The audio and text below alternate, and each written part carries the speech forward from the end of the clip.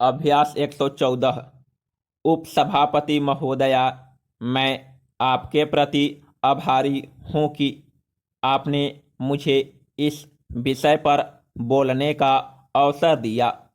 महोदया, इस सदन में जब श्रीलंका समझौते के संबंध में माननीय मंत्री जी ने बयान दिया था, तो मैंने उस समय कहा था कि श्रीलंका का समझौता हमारे गले में हड्डी की तरह फंस गया है।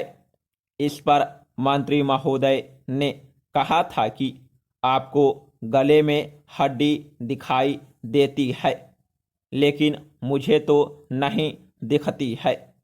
उस समय मैंने कहा था कि 3 महीने के बाद आपको गले में हड्डी दिखाई देगी और जोरदार ढंग से दिखाई देगी। उससे दर्द होगा और सारे शरीर में दर्द मालूम होगा। तो वह 3 महीने तो नहीं गुजरे, 2 महीने के बाद ही गले की हड्डी का दर्द बढ़ गया और सारे शरीर में, राष्ट्र के शरीर में वह दर्द आज व्याप्त है। मैं यह बात मानता हूँ कि श्रीलंका की जनता भारत की जनता से प्यार करती है, दोनों में मोहब्बत है, लेकिन भारत सरकार की गलती से विदेश नीति को और वहाँ की सरकार के बीच भी बिगड़ रही है। जब यह समझौता हुआ तो इसका स्वागत हुआ था। उनके प्रधानमंत्री कह रहे हैं कि नहीं, यह जो समझौते के अंतराल से चीज निकल रही है वह गड़बड़ है। भारत विरोधी बयान लगातार आते जा रहे हैं। इस समझौते में हमें मिला क्या? न तो तमिल वालों को संतुष्ट कर सके और न सिंहली को संतुष्ट कर पाए। उस गरीब जनता का कोई हिस्सा हमारे पक्ष में नहीं है।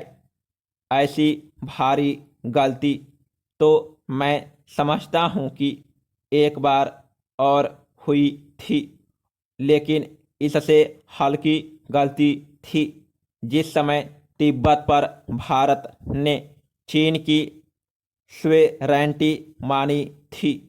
उस समय भी तत्कालीन प्रधानमंत्री ने भारत सरकार का डिफेंस किया था।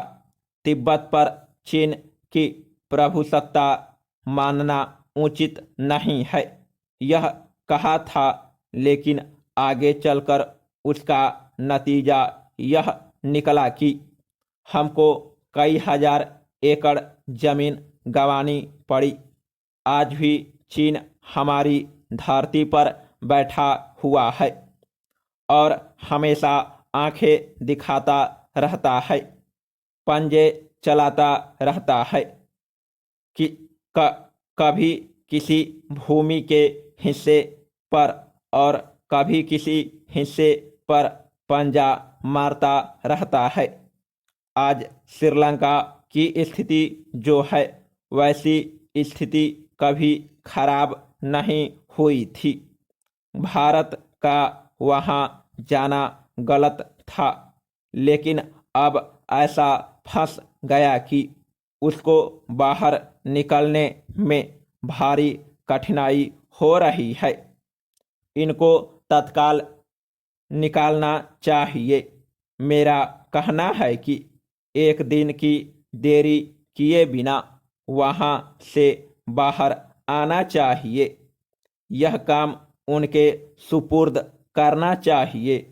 ये लोग तर्क दे रहे हैं कि वहाँ अमेरिका आ जाएगा, वहाँ इजरायल आ जाएगा, वहाँ पाकिस्तान आ जाएगा। तो क्या आज इजरायल वहाँ नहीं है? क्या आज पाकिस्तान वहाँ नहीं है? उन्हीं के बल पर यह मुट्ठी भर LTTE आपको सता रहे हैं। हमारी इंटेलिजेंस ने भारत सरकार को धोखा दिया।